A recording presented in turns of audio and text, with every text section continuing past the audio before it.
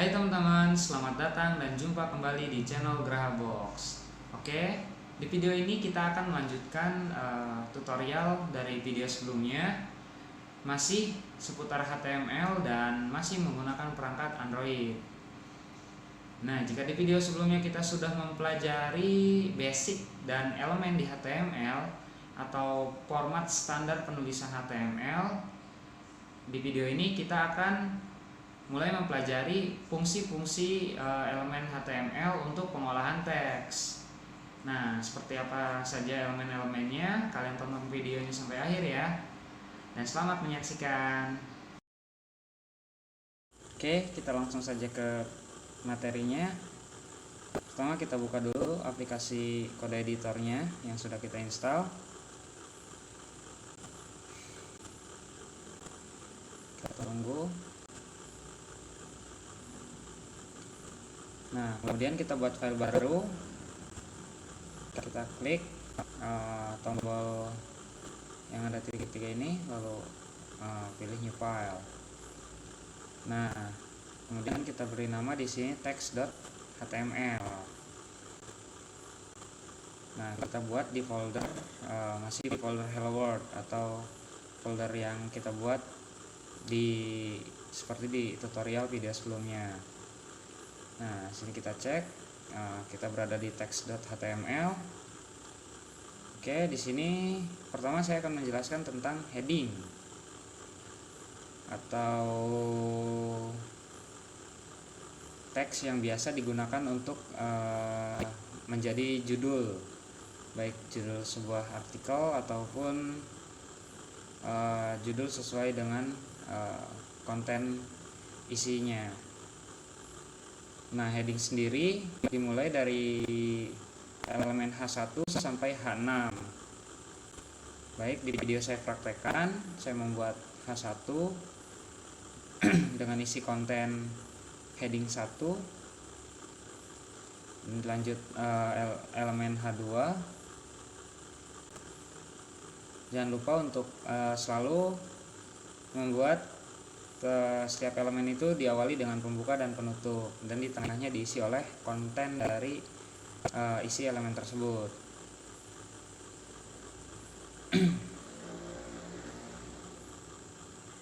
Nah, untuk heading sendiri format standar dari HTML itu ada 6, dari elemen H1, H2, H3, H4, H5 dan H6.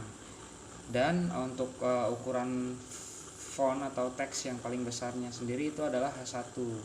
Semakin besar angka di belakang H-nya sendiri, berarti fontnya semakin kecil. Oke, saya selesaikan dulu codingnya sini sampai H6. Lalu kita akan membuka browser untuk melihat hasil coding kita. Sini saya sudah sampai H4. Nah, untuk isi kontennya sendiri kalian bisa custom ya, atau bebas sesuai dengan apa yang ingin kalian ekspresikan. Di sini saya menggunakan standar isi konten. Jadi menggunakan heading 1, heading 2 sesuai dengan elemen yang saya pakai.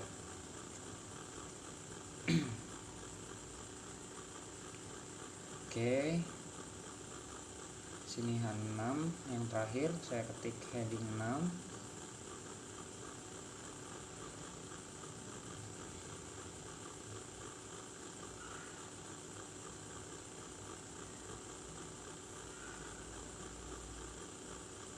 Oke, sekarang kita coba buka di browser.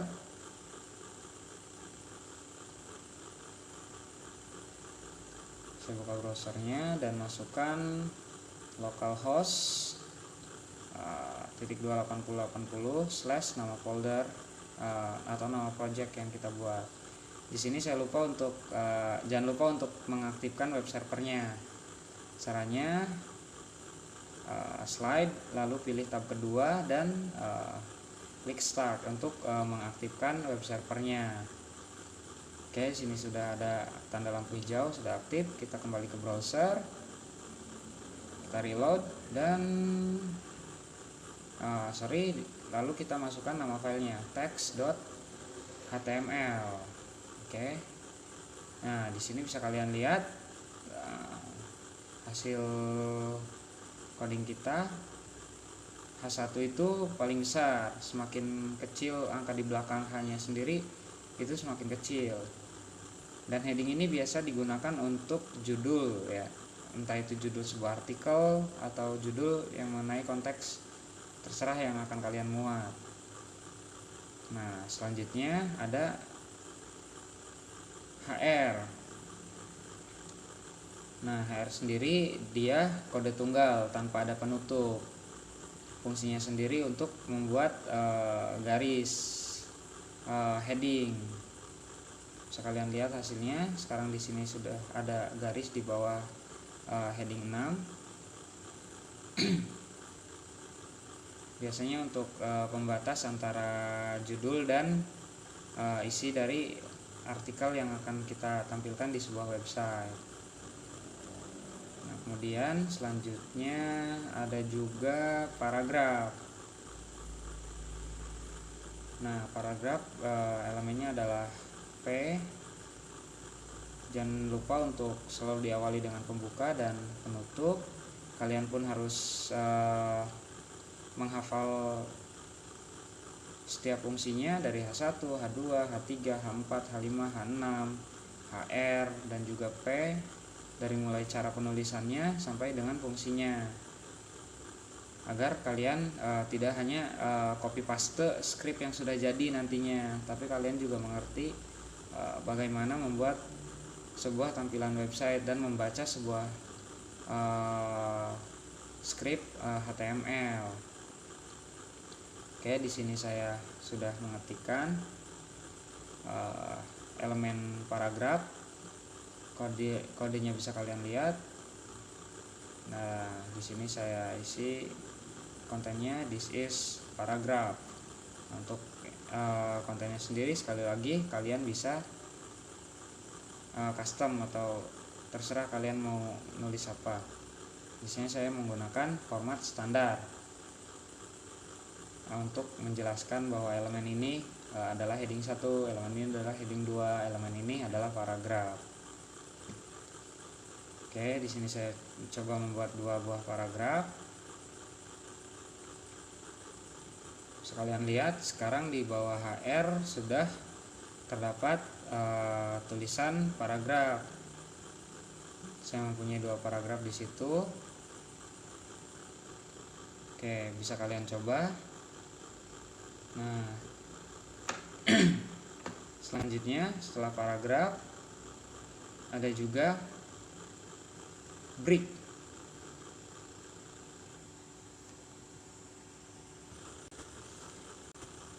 atau BR. Nah, BR sendiri seperti script HR, dia berdiri penulisannya tunggal tanpa penutup. Nah, break sendiri berfungsi untuk memasukkan sebuah spasi di dalam atau di luar sebuah paragraf. Sekalian lihat yang tadinya paragrafnya jaraknya berdekatan, setelah kita beri break dia akan membuat sebuah spasi ke bawah.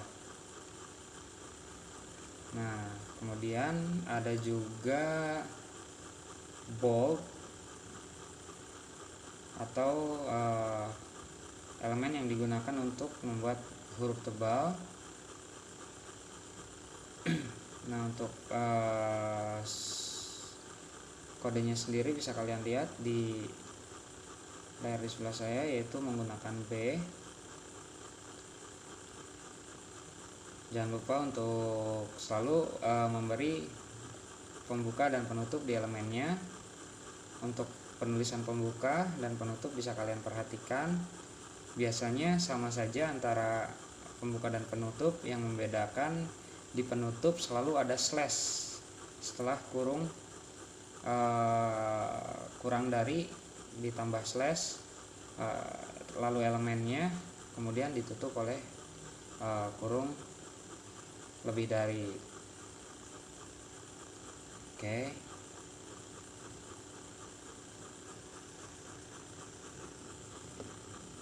Selanjutnya di sini juga saya menggunakan break untuk memberikan spasi di bawah tulisan bold tadi, karena saya tidak menggunakan paragraf. Jadi kalau dilanjut nanti dia bakal nempel antara script yang bold dan italic. Saya beri break supaya dia turun ke bawah.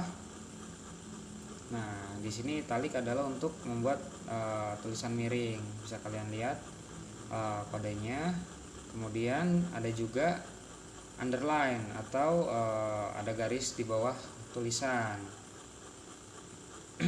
Nah, untuk kodenya bisa kalian lihat di layar.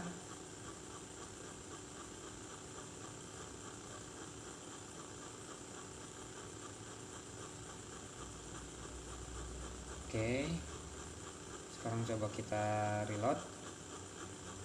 Nah, di sini saya tidak memberikan break, jadi dia akan nempel. Berbeda dengan antara yang bold dan italic, saya memberikan break, jadi dia turun ke bawah. Nah, sekarang saya mencoba untuk memberikan break, dan hasilnya kita save, kita lihat, lalu reload, dan dia akan turun ke bawah. Nah, jangan lupa untuk kalian hafal juga untuk format penulisan bold, italic, dan juga underline, dan untuk heading yang di awal kita bahas. Nah, untuk bold, italic, dan underline sendiri bisa juga kita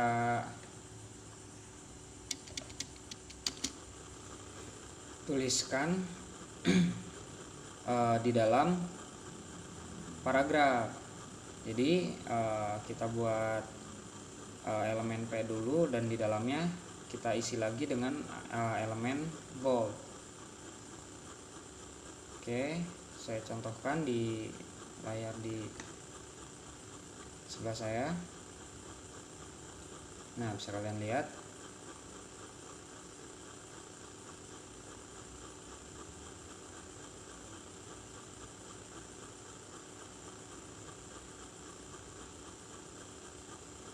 Oke.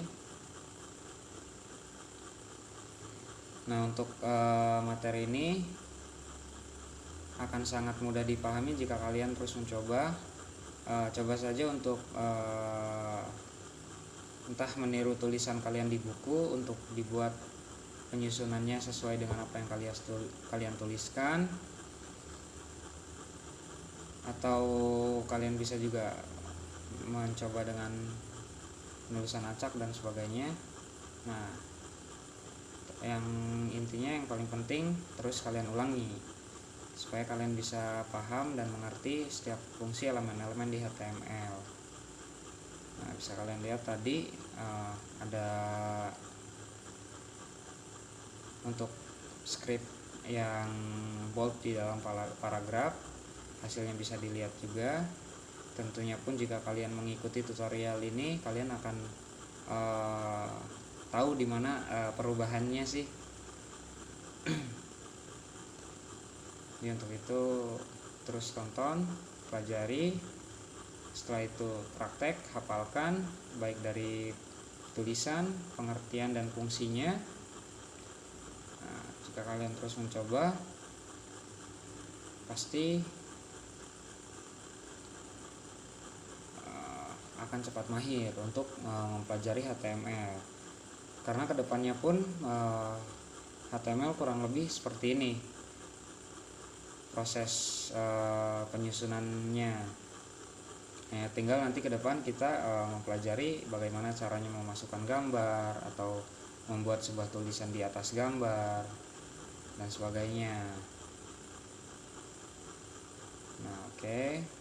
Sini saya sedang mengetikkan untuk membuat italic di dalam sebuah paragraf. Penulisannya kalian perhatikan.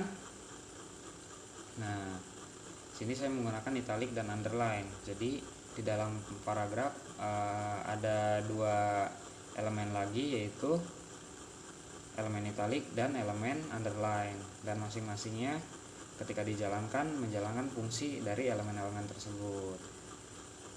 Nah, oke. Untuk materi pengolahan teks di HTML saya cukupkan sampai di sini, dan mohon untuk terus kalian ulangi mempraktekkan materi ini seperti pesan-pesan saya yang terus saya ulang di awal. Praktek, pahami setiap elemennya dan fungsinya, lalu kembangkan, ikuti misal artikel dari website lain ataupun buku pembelajaran yang kalian punya. Ikuti saja format penulisannya dan kalian tulis menggunakan HTML dengan bantuan elemen-elemen di HTML. Oke, kurang lebihnya seperti itu di materi ini. Selanjutnya kita akan mempelajari cara memasukkan sebuah gambar di HTML. Nah, untuk itu